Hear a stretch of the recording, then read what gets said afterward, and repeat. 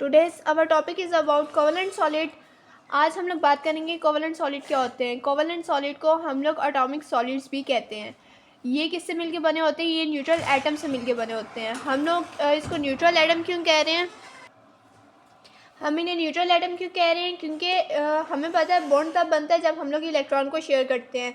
जब इलेक्ट्रॉन की ट्रांसफ़र होती है तो जो इलेक्ट्रॉन डोनेट करता है उसके ऊपर पॉजिटिव चार्ज आता है और जो इलेक्ट्रॉन गेन करता है उसके ऊपर नेगेटिव चार्ज आता है। पर यहाँ पे क्या होता है कि ये अगर दो एटम कंबाइन हो रहे हैं तो वो म्यूचुअल शेयरिंग ऑफ इलेक्ट्रॉन करते हैं, यानी कि इक्वली इलेक्ट्रॉन को शेयर करते हैं, डोनेट नहीं करते, जिसकी वजह से ये दोनों एटम न्यूट्रल रहते हैं। ना इलेक्ट्रॉन की ट्रांसफ़र होती है और ना ही इनके ऊपर कोई चार्ज आता है। ये इसीलिए इनको हम यहाँ पे कहते हैं equal sharing of electron pair, यानी कि mutual sharing of electron. Example में हम लोग यहाँ पे हाइड्रोजन एटम को देखेंगे। आप देख सकते हैं यहाँ पे हमारे पास दो एटम है। एक एटम के पास बाहर एक इलेक्ट्रॉन है आउटर मोस्ट शेल में। हमें पता है ये हाइड्रोजन एटम है। जब दो हाइड्रोजन के एटम कंबाइन होते हैं तो क्या करते हैं? म्यूचुअल शेयरिंग ऑफ इलेक्ट्रॉन है, यानी कि दोनों ही अपना इलेक्ट्रॉन मिड में कर देते हैं, शेयर करते हैं, जिसकी वजह से इनका डुप्लेट यानी कि दो इलेक्ट्रॉन आउटर मोस्ट शेल में डुप्लेट रूल इनका कंप्लीट हो जाता है। ये दो इलेक्ट्रॉन अपने आउटर मोस्ट शेल में शेयर करते हैं और इस तरह से इनकी वैलेंसी भी सेटिस्फाई हो जाती है। जो इनके बीच में बॉन्ड बनता है उसको हम कहते हैं covalent bond. According to the arrangement of atom, यानी कि यहाँ पे एटम कैसे अरेंज हो रहे हैं, इनके बीच में बॉन्ड बनने के बाद ये कैसे अरेंजमेंट शो करेंगे, उसकी बेसिस पे हम लोग इन्हें दो टाइप के कोवेलेंट सॉलिड में डिस्ट्रीब्यूट करते हैं। फर्स्ट में आ जाता है जेंट मॉलिक्यूल। जेंट यानी ग्रेट साइज मॉलिक्यूल। यहाँ पे हमारे पास एग्जांपल में आ जाता है diamond, silicon carbide, aluminium nitride. Diamond molecule,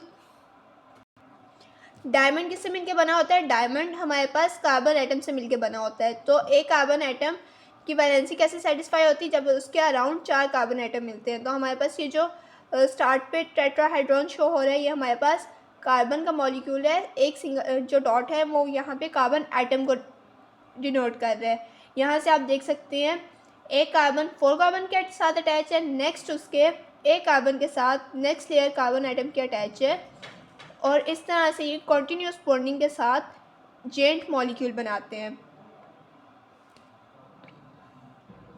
जबकि लेयर स्ट्रक्चर की बात की जाए तो लेयर कोवेलेंट सॉलिड में क्या होता है कि एक एटम दूसरे एटम के साथ अटैच होता है एज ए लेयर्स। यहाँ पे लेयर्स बनती है एटम्स की। इसकी एग्जांपल में आता है graphite, cadmium iodide, boron nitride. Structure इसका यू लेयर की फॉर्म में। नेक्स्ट हम लोग प्रॉपर्टीज़ ऑफ कोवेलेंट सॉलिड की बात करें तो ये क्या होते हैं? हमने ऊपर देखा था कि ये जेंट स्ट्रक्चर्स बनाते हैं। जब जेंट स्ट्रक्चर बनाते हैं तो इनके बीच में जो नेटवर्क होता है स्ट्रक्चर ऑफ एटम की वजह से ये कौन सी शेप देते हैं? थ्री डायमेंशनल शेप देते हैं, जिसकी वजह से यहाँ पे क्या है? एटम की डेफिनेट जेंट स्ट्रक्चर्स में हमने देखा था यहाँ पे डेफिनेट इनकी डायरेक्शन होती है, जिसकी वजह से डेफिनेट डायरेक्शन होने की वजह से इनमें पैकिंग ऑफ एटम क्या होती है? लूजली अटैच होते हैं then as compare to ionic और मेटालिक सॉलिड से। यानी कि जो हमारे पास कोवेलेंट सॉलिड है इनके बीच एटम की क्लोज पैकिंग नहीं होती as compare to ionic solids.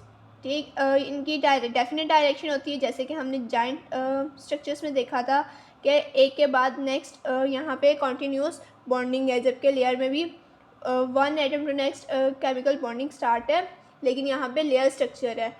ऐसा नहीं कि एक एटम राइट साइड पे और एक एटम लेफ्ट साइड पे अप एंड डाउन, इनकी इरेगुलर अरेंजमेंट नहीं होती। ये हमें ओपन स्ट्रक्चर्स भी देते हैं।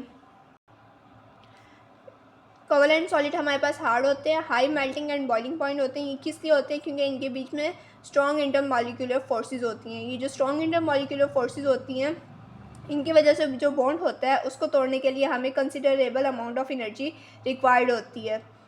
डेंसिटी की बात करें, डेंसिटी हम कहते हैं ऐसी प्रॉपर्टी को कि अगर हम लोग किसी चीज़ को पानी में डालें तो वो डूब जाए, उसको हम कहते हैं हाई डेंसिटी।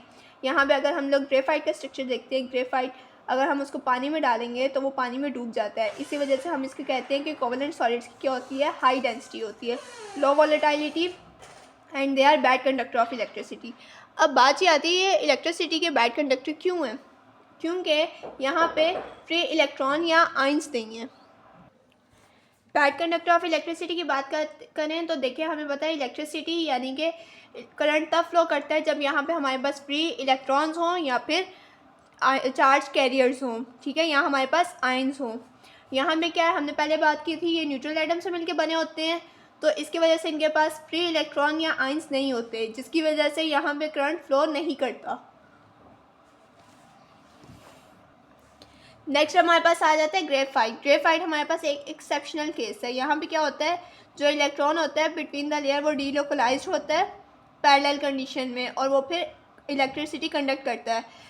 ये यहाँ पे ग्रेफाइट के स्ट्रक्चर में ऐसा क्यों होता है, ये इलेक्ट्रिसिटी क्यों कंडक्ट करता है, क्योंकि ये हमारे पास ऐसा कंपाउंड है जो एन आइसोट्रोपी जो प्रॉपर्टी है वो शो करता है, जिसकी वजह से जब हम लोग इसको पैरेलल कंडीशन में चार्ज अप्लाई करते हैं तो हमारे पास जो इलेक्ट्रॉन्स होते हैं वो डायरेक्शनल हो जाते हैं टूवर्ड द पॉजिटिव पोल, जिसकी वजह से हमारे पास यहाँ पे समहाउ चार्ज फ्लो करता है। लेकिन अगर हम लोग इसको परपेंडिकुलर डायरेक्शन में अगर हम लोग इस पर चार्जेस अप्लाई करते हैं तो हमारे पास करंट फ्लो नहीं करेगा।